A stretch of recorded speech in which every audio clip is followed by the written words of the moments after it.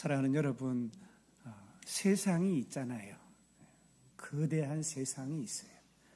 그래서 이 세상에 맞추어서 세상 기준과 가치관에 맞추며 사는 삶, 이런 삶을 합리적이다, 그게 옳다, 이런 부류들이 있습니다.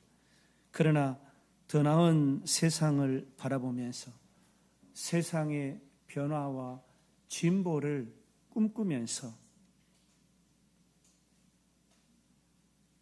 이 합리를 포기하고 버리는 비합리적인 사람들이 있습니다. 이 비합리적인 사람들이 군사 정권과 독재에 맞서서 그들의 삶을 초계와 같이 버리고 오늘 우리에게 민주주의라는 꽃을 피워줬고, 이 비합리적인 사람들이 세상의 부패와 어두움을 대적하면서 오늘의 나라와 세계를 이룬 것입니다. 우리는 이러한 사람들을 선각자, 선구자라 그러고, 이들이 한 일들을 선진화, 진보화, 개혁화, 이렇게 우리는 말을 합니다. 우리 개인의 삶도, 우리 개인의 일생도, 우리들의 가정들도 진보하고 더 나은 방향으로 개선되기 위해서 우리는 세상과 짝하고 세상 가치관 맞추면서 세상 시를 따라 살기보다는 우리를 빛이다, 소금이다 하신 주님의 말씀에 순종하면서 어두운 세상 가운데 빛으로 서고, 맞설 읽고 부패한 세상 가운데 맞설 내고 부패하지 않으면서 그렇게 세상 속에서 세상 앞으로 도전하고 그런 삶을 시도하는 그런 그리스도인이 되어야 될 줄 믿습니다. 사랑하는 여러분, 우리 분엘 학생들과 교사들이 지난 3박 4일 비전 트립을 다녀왔어요. 복음을 전하는 삶이라는 주제로 말씀을 나누었습니다. 전주, 또 군산, 신안, 압회도, 그리고 목포, 이 땅들을 걸으면서 우리 모두는 한 가지를 다시 마음 깊이 확인했어요. 그리스도인은 길 위에서 복음을 전하도록 부름받은 존재라는 것을 확인했습니다. 이것이 진리구나. 이 비전 트립은 단순한 관광 여행일 뿐만 아니라 한국 땅에 복음의 뿌리를 내린 선교사님과 성도들, 그리고 헌신된 의료인과 교사들이 흘렸던 눈물과 피와 사랑의 흔적을 따라간 순례길이었어요. 오늘 이 순례 이야기를 통해서 하나님의 부르심, 그리고 오늘 우리가 살아야 할 제자의 삶을 다시 한번 붙잡기를 원합니다. 우리가 먼저 들른 곳은 전주 서문교회입니다. 전주는 한국에서 가장 이른 시기에 복음이 선포된 도시 중 하나였습니다. 1893년 6월에 미국 남장로교 선교사 7인이 호남 최초의 교회인 서문교회를 세웁니다. 그리고 교회 설립 운동을 통해서 73개의 교회도 세웁니다. 신흥학교와 기전 여학교 등 학교를 세우고 성경을 가르치고 그를 모르는 문맹에게 교육을 통한 그를 깨우치고 복음을 전합니다.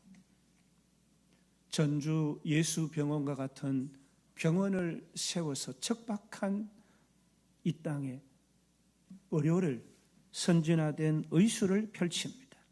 전주는 복음의 출발점, 선교부 스테이션이었고 우리 학생들도 그 땅에서 말씀으로 시작된 복음의 씨앗을 마음에 품었습니다.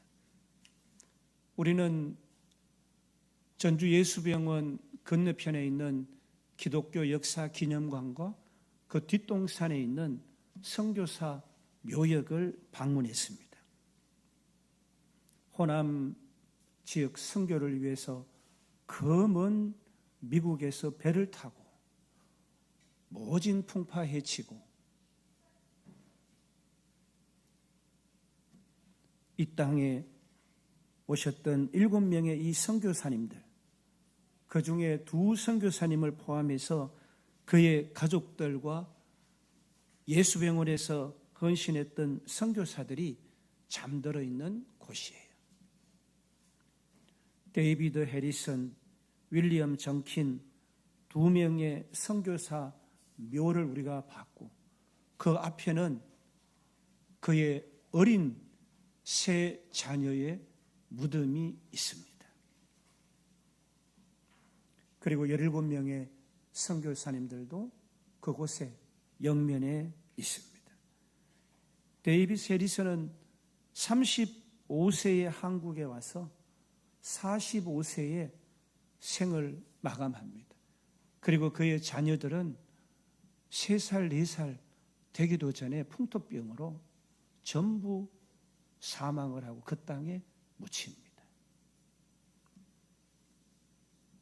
우리 학생들과 함께 우리는 군산으로 이동을 했습니다. 군산은 윌리엄 정킨, 이 7명의 선교사 선발대 중 한 사람으로 군산 선교의 아버지다 이렇게 불립니다. 이 정킨은 군산 영명학교와 멜벌린 여학교를 세우고 43세의 나이로 순교합니다. 우리는 또 연세대 세브란스를 졸업한 의사인 이영춘 박사의 가옥을 방문했습니다. 의사는 직업이 아니고 사명이고 선교이다. 그래서 80%가 넘는 주민이 거하는 농촌에 하나님의 말씀, 복음 들고 의술을 펼쳐야 되겠다. 그리고 자전거 하나를 끌고 그 농촌 지역에 복음과 의술을 펼치다 일생을 마칩니다. 이영춘 박사는 한 가지 일에 50년을 헌신한 것이 가치 있다. 의료는 예방의학이 중요하다. 그래서 보건소와 또 농촌위생연구소를 만들어서 복음과 의료를 펼칩니다. 그리고 오늘 군산 간호대학을 설립하고 초대 교장도 합니다. 우리 자녀들과 함께 배를 타고 신안 앞에도 성공항에서 소학도로 이동해서 거기에 있는 12사도를 기념하는 순례길 중 일부를 순례했습니다.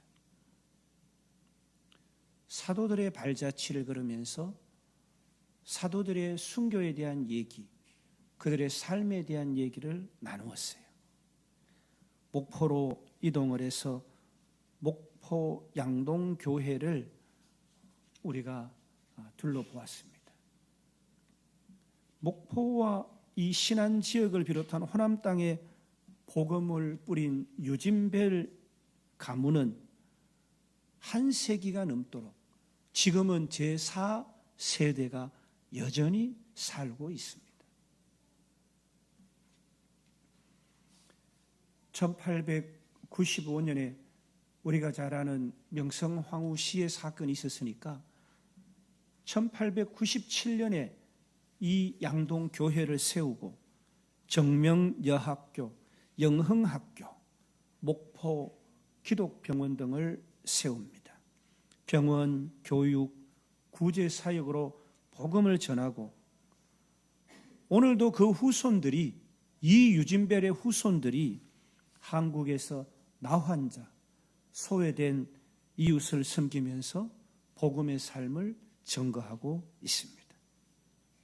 사랑하는 여러분, 우리 학생들과 둘러본 이 호남 지역 복음을 전파한 선교사들은 왜 이 척박하고 낯선 조선이라는 땅에 미국에서 2억 만리 이렇게 와서 목숨을 바쳤을까요?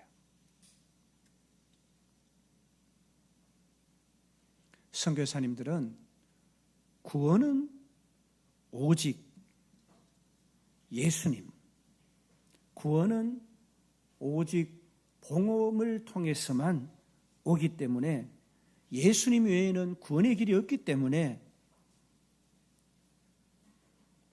예수 모르고 복음 모르고 죽는 저들을 향해서 내 생명을 바쳐서 저들을 구원의 길로 인도해야 되겠다.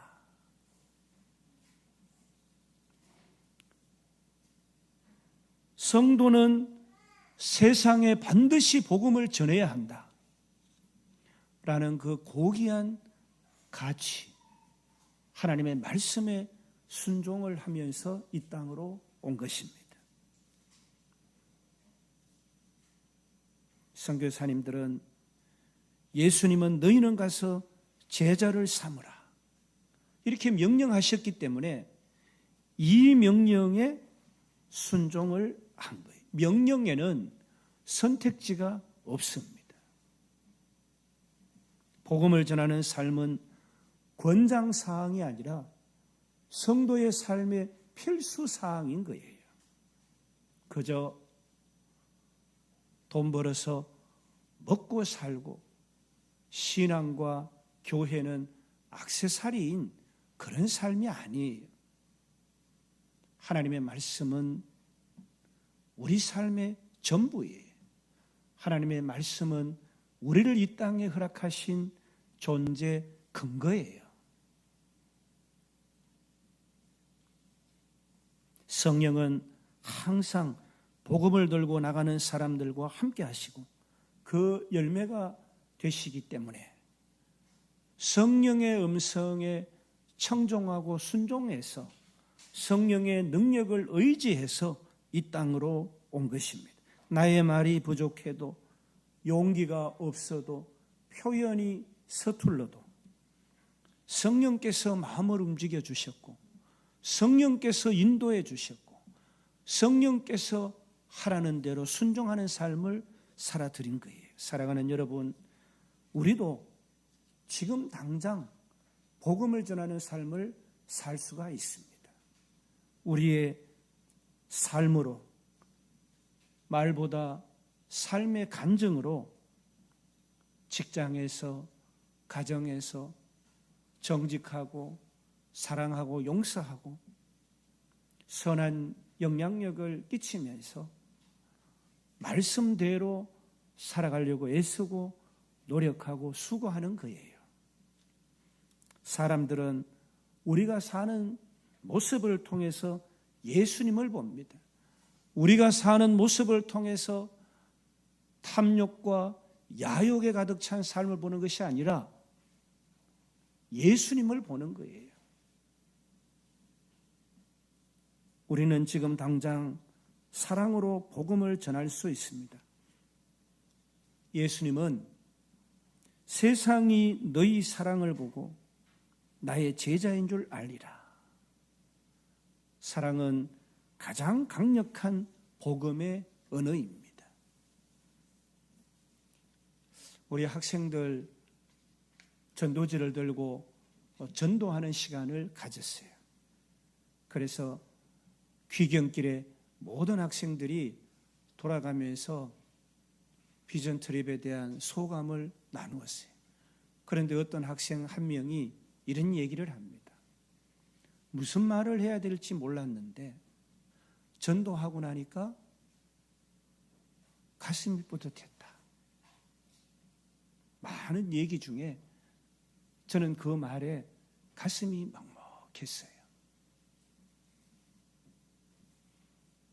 우리 학생들에게 하나님은 당신을 사랑하십니다.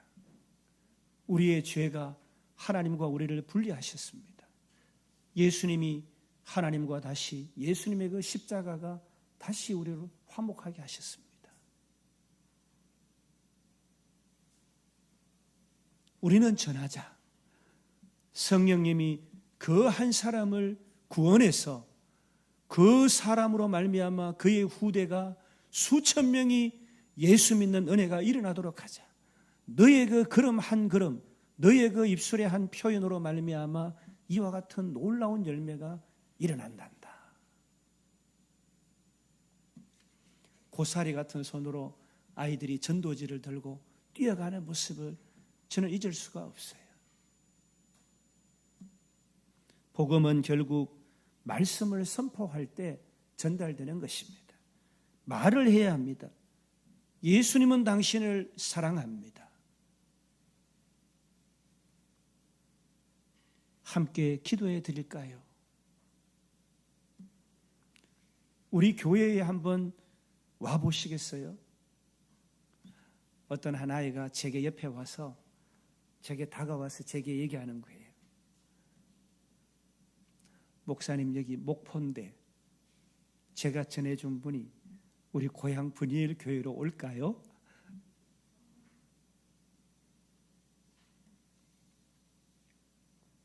작은 말 한마디가 한 사람의 인생을, 그의 가정과 가문을 구하는 것이에요. 기도로 복음을 전할 수 있습니다. 전도는 기도로 시작해서 기도로 끝나는 거예요. 왜요? 성령님이 하시는 사역이시기 때문입니다. 불신자 가족을 위한 기도, 직장 동료 한 사람을 놓고 드리는 기도, 태신자를 품고 리스트를 작성해서 그의 이름을 부르면서 드리는 기도, 기도하는 사람에게 하나님은 반드시 전도할 영혼을 보내주시는 거예요. 아멘. 복음을 전하는 삶. 오늘 우리의 도전은 복음 대상자 한 명을 정하는 것입니다. 가족 한 명, 친구 한 명, 직장 동료 한 명, 그리고 그 영혼을 위해 매일 품고 기도하고 기회를 보는 거예요. 선한 영향력의 삶을 실천하는 것입니다. 말 한마디도 좀 따뜻하게, 잘못은 용기 있게 인정하고 감사하는 태도로. 이 빛과 소금의 삶은 거창한 데서부터 시작되는 것이 아니잖아요. 작은 변화에서 시작이 됩니다. 사랑하는 여러분, 가을을 이제 지나면서 겨울을 만납니다. 추수하는 계절에 익은 곡식 거둘 때, 여러분, 미국은 이번 주 목요일이 추수감사절이잖아요. 하나님은 우리를 추수꾼으로 부르신 줄 믿습니다. 너희는 세상의 빛이다, 소금이다 하신 주님 앞에서 부름받아 나서니 몸 어디든지 가오리다. 죽음인들 두려워하지 않습니다. 나는 부름받은 존재다. 나는 빛이니까, 소금이니까 어두운 세상에 나는 빛되자. 주님 모르는 척박한 저 조선 땅에 가서 나는 복음을 전해야지. 내 생명이 위협받고 내 가족이 목숨을 잃는 한이 있더라도 예수 위에 나는 가치 있는 삶을 살겠다. 그 고귀한 하나님의 사람들의 희생으로 주님의 이름으로 그들이 바친, 그들이 사용한 그 복된 생애 때문에 그들이 이 땅에 묻혀있는 그 놀라운 권세 때문에 오늘 우리가 이와 같이 자유와 진리를 누리며 하나님을 온전히 예배하게 된 것이에요. 사랑하는 성도 여러분, 예수님께서는 우리를 이 땅에 남겨두시면서 딱 한 가지 사명을 두셨어요. 그것이 바로 복음을 전하는 삶이에요. 이 땅에 그저 무엇을 먹을까? 무엇을 입을까? 어떤 집을 사고 어떤 차를 타고 할까? 그런 삶의 일생을 소진하라고 우리를 허락하신 것이 아니에요. 너희는 먼저 그의 나라와 의를 구하라.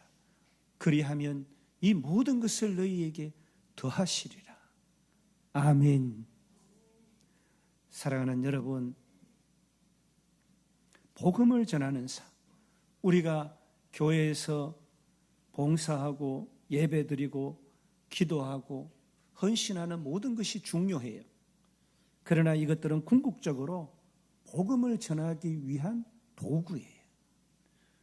하나님이 우리를 이 땅에 나가신 유일한 목적은 복음을 전하는 삶을 살게 하시기 위함입니다. 복음을 전하는 삶은 예수님을 닮은 삶이에요. 예수님은 3년 동안 끊임없이 공생의 기간에 복음을 전했잖아요. 도시에서 마을에서 병든 사람에게, 죄인에게, 소외된 자에게. 복음을 전하는 삶은 예수님이 기뻐하시는 삶이에요. 복음을 전하는 삶은 우리에게 맡기신 마지막 사명이고 세상을 변화시키는 유일한 길이에요. 아멘. 로마서 10장 13절로 15절 말씀, 오늘 우리가 봉독한 말씀, 보내심을 받지 아니하면 어찌 전파하리요. 사도 바울은 복음을 전하는 사람을 가리켜서 좋은 소식을 전하는 자들의 발이 어찌 그리 아름다운가.